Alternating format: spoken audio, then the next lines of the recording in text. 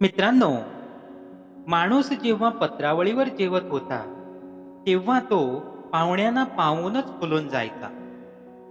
पाहुण्याच्या स्वागतासाठी कुटुंबासह यजमानाच्या अंगणातली वेल ही फुलून यायची. काळ बदलला आणि माणूस मातीच्या भांड्यात जेवण करू लागला. सोबतच नात्यांना पण मातीसारखं जपू लागला. काळ बदलला आणि माणसानं पितळीची भांडी वापरायला सुरुवात केली. तो दर 6 महिन्यांनी त्यांना कलई करू लागला. काळ अजून बदलला आणि माणसाला काचेची भांडी आवडू लागली. एखादा छोटासा धक्का किंवा ओरखडा सुद्धा नात्यांना सहन होईना. काळ बदलला आणि जेवणाची ताटं ही प्लास्टिक आणि थर्मोकोलची झाली. सगळेच नातेसंबंध जणू त्यांच्यासारखे यूज अँड थ्रो होऊ लागले. आहे ना खरं मित्रांनो? मित्रांनो, एका तांदळाच्या पोत्याने भरलेला ट्रक जंगलाच्या रस्त्याने चालत होता. त्यातील एक पोते रस्त्यावर पडले. थोड्या वेळाने तिथे काही मुंग्या आल्या आणि त्यांनी 10-12 दाणे घेतले आणि त्या गेल्या. मग काही उंदीर आले. त्यांनी 100-200 ग्राम खाल्ले आणि ते निघून गेले. मग काही पक्षी आले. त्यांनी थोडे खाल्ले. मग एक गाय आली. तिने 2-3 किलो खाल्ले असतील. सर्वांनी आपापल्या पोटापुरते घेतले आणि मग तिथे एक माणूस आला आणि त्याने कोणाचाही विचार न करता संपूर्ण पोतच आपल्या खांद्यावर टाकले आणि घरी घेऊन गेला. सृष्टीतील इतर सर्व प्राणी पोटासाठी जगतात. फक्त मनुष्य प्राणी स्वार्थासाठी जगतात. म्हणून सर्व काही जवळ असूनही सर्वात दुःखी आणि असमाधानी फक्त आणि फक्त माणूसच आहे.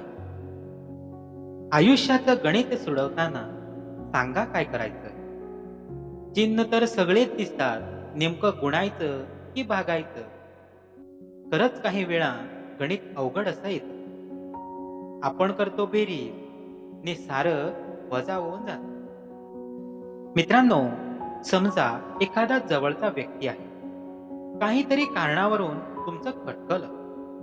वाद झाले, भांडण झाले, दोघे एकमेकापासून दूर झाले. पण ते वाद तुम्ही एकमेकापासून दूर जाण्या एवढे मोठे होते का? की तुमचा इगो आडवा आला म्हणून वाद विकोपाला गेला? नक्की कुठे चुकलंय याचा विचार करा. मन दुखावणारा वाद नसेल तर पुन्हा एकत्र येऊ शकता का? विचार करा.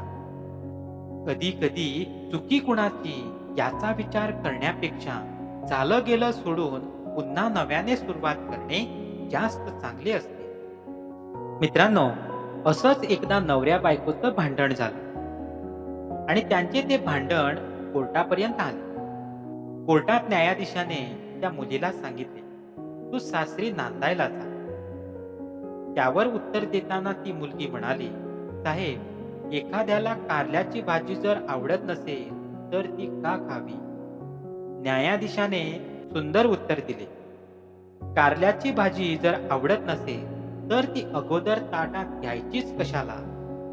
एक लक्षात ठेव मुली, एक दिवस असा येईल की तुला कारल्याच्याच भाजीची गरज पडेल.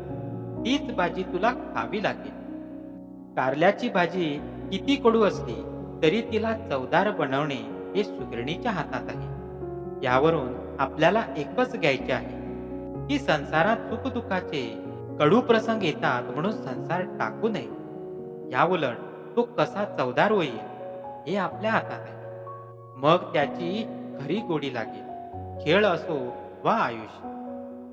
आयुष्य ही एक अशी ट्रेन आहे जी जन्मापासून मृत्यूपर्यंत सुखदुःखाच्या वेगवेगळ्या फलाटावर थांबते आणि आपल्याला अनुभवाचं तिकट घेण्यासाठी प्रत्येक स्टेशनवर उतरायला भाग पाडते. मित्रांनो, माणसं जोडणं म्हणजे काय? माणसं जोडणं म्हणजे समोरच्याला आहे तसा स्वीकारणं. आपल्या अपेक्षा, आपली मतं न लादणं.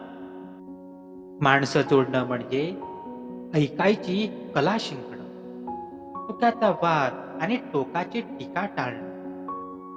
माणसं जोडणे म्हणजे माणसावर शिक्के न मारणे, समोरचा अधिक महत्वाचा हे स्वतः जाणणं आणि त्यालाही ते जाणवू देणं.